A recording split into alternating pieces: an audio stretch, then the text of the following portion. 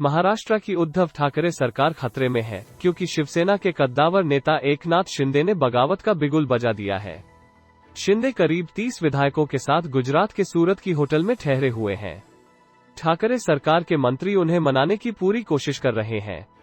शिंदे कोई एक रात में बागी नहीं हुए, बल्कि इसकी पटकथा राज्यसभा चुनाव के पहले से लिखी जा रही थी।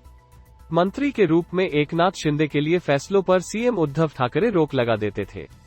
प्रमुख सचिवों के मार्फत उनके विभागों की फाइलें भी रुकवा दी जाती थी। इसके अलावा शिवसेना का हिंदुत्व के मुद्दे से दूर होते जाना भी शिंदे को खटक रहा था। इसलिए महाराष्ट्र में ऑपरेशन लोटस के शुरू होते ही शिंदे बागी हो गए। फडणवीस से शिंदे की दोस्ती ठाकरे को खटकती थी। महाराष्ट्र में जब भाजपा शिवसेना गठबंधन सरकार थी, तब भी शिंदे मंत्री थे। इसी दौरान तत्कालीन सीएम देवेंद्र फडणवीस का ड्रीम प्रोजेक्ट समृद्धि एक्सप्रेसवे लाया गया। इस दौरान एकनाथ शिंदे और फडणवीस के बीच मजबूत राजनीतिक दोस्ती हो गई, जो आज भी है। यह दोस्ती उद्धव को पसंद नहीं थी, इसलिए उनकी शिंदे के प्रति नाराजगी बढ़ती चली गई। दूसरे शिवसेना नेताओं को भी एकनाथ शिंदे के भाजपा के वरिष्ठ नेताओं, खासकर देवेंद्र फडणवीस के साथ अच्छे संबंध पसंद नहीं थे।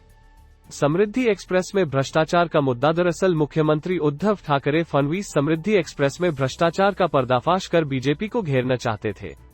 शिवसेना इसके लिए एकनाथ शिंदे का इस्तेमाल करना चाहती थी, लेकिन फडणवीस के फंसने पर शिंदे को भी फंसने का डर था, क्योंकि प्रोजेक्ट की शुरुआत जब हुई तब शिंदे ही कैबिनेट मंत्री थे।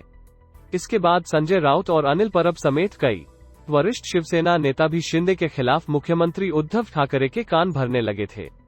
शिंदे की पसंद के अधिकारियों की नियुक्ति नहीं होने दी उद्धव ने। देश की आर्थिक राजधानी मुंबई की डीपीआर तैयार करते हुए एकनाथ शिंदे ने शहरी विकास मंत्री के तौर पर कुछ फैसले लिए। इन फैसलों को बाद में मुख्यमंत्री ने संबंधित विभाग के सचिव के माध्यम से रोक दिया था।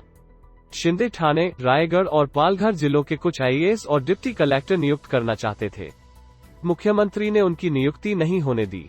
विधान परिषद चुनावों में एकनाथ शिंदे के नंबर 1 राजनीतिक पद के बावजूद युवा शिवसेना के पदाधिकारियों को महत्व दिया गया। हिंदुत्व से शिवसेना का दूर होना भी कारण मुख्यमंत्री ठाकरे लगातार एकनाथ शिंदे के विभाग की फाइलें रोक रहे थे। शिंदे उनसे मिलने आते तो ठाकरे उन्हें लंबा इंतजार करवाते थे। दूसरी ओर एकनाथ शिंदे भी नाराज थे कि शिवसेना हिंदुत्व के मुद्दे से दूर हो रही है।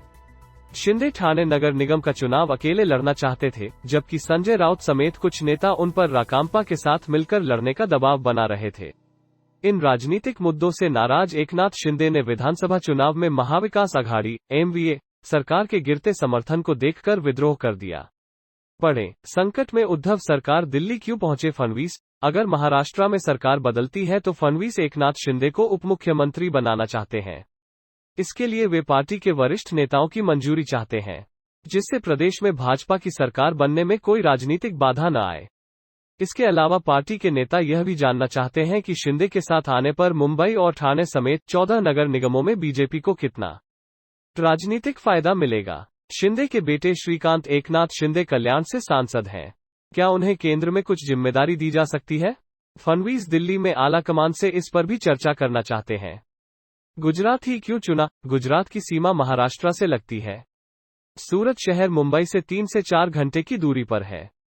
गुजरात बीजेपी का किला है। इसी वजह से गुजरात को ऑपरेशन लोटस के लिए चुना गया था। शिवसेना के बागी विधायकों को अगर मुंबई के किसी होटल में रखा होता तो शिवसैनिकों द्वारा तोड़ फोड़ करने का डर होता। चूंकि महाराष्ट्र में शिवसेना की सरकार है, इसलिए विधायकों को यहां रखना खतरनाक था।